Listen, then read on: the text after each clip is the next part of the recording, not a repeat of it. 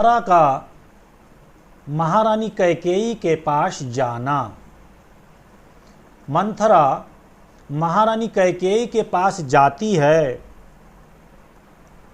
महात्मा तुलसीदास वर्णित करते हुए लिख रहे हैं कि भरतु मात पही गई बिल खानी, अकान मानी हंसी कहे कहरानी। वो मंथरा भरत जी की माता अर्थात माता कैकेयी के पास गई। माता कैकेयी के पास वो अपने शरीर का आकार, शरीर की स्थिति इस प्रकार से बना करके गई कि उसको देखते ही माता कैकेयी को लगा। उन्होंने तुरंत प्रश्न कर दिया कि हे मंथरा, क्या बात है, तुम क्यों अनमनी हो?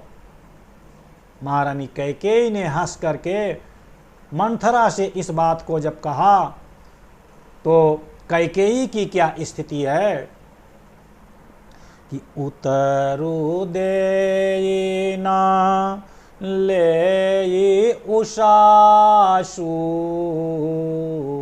अनारी चरित करी ढार आंसू।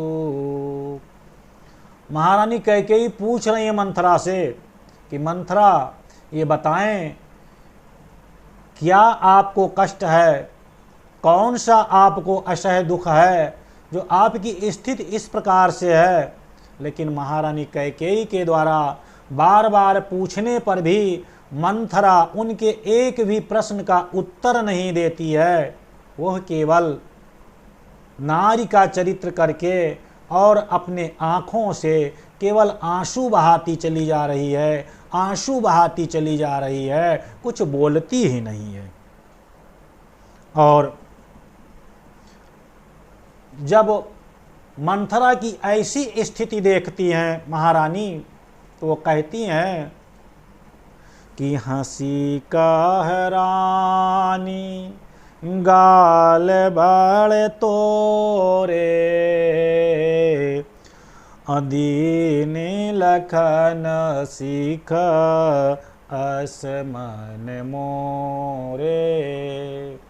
महारानी कैकेयी कहती हैं, हंस करके कहती हैं कि हे मंथरा, तुम्हारा गाल बहुत बड़ा है, अर्थात तुम्हारी जिह्वा बहुत बड़ी है, तुम बातें बहुत बढ़ चढ़ करके करती हो, लगता है कुछ बड़ी बात तुमने कही होगी, कुछ बढ़ चढ़ करके कहा होगा, तो लखन जी ने तुमको सिखा दिया होगा, तुमको सीख दे दी होगी, इसीलिए तुम्हारे ऊपर ये चिंता की लकीरें दिखाई दे रही हैं। महारानी कैकेयी को लगा कि लखन जी ने मंथरा को कुछ डांटा होगा, मंथरा ने कुछ कहा होगा और उसके प्रत्युत्तर में लखन जी ने इनको कुछ सीख दिया होगा, उन्होंने इनको कुछ डांट फटकार लगाई होगी। लेकिन जब महारानी कैकेयी ऐसा कहती हैं, फिर भी मंथरा क्या करती है? मंथरा की मनोस्थिति और उसका प्रत्युत्तर देखें। मंथरा क्या कहती है? तबहू न बोली चेरी बाड़ी पापिनी, अछाड़ सांस कारी जनु सापिनी। महारानी कैकेयी के द्वारा इस प्रकार कहे जाने पर भी कुछ भी बोलती नहीं है मंथरा। महारानी कैकेयी इस प्रकार कहती हैं, लेकिन मंथरा कुछ भी प्रत्युत्तर नहीं देती है और वो उसी प्रकार से श्वास छोड़ रही है जिस प्रकार से कोई सर्पिणी श्वास छोड़ती हो।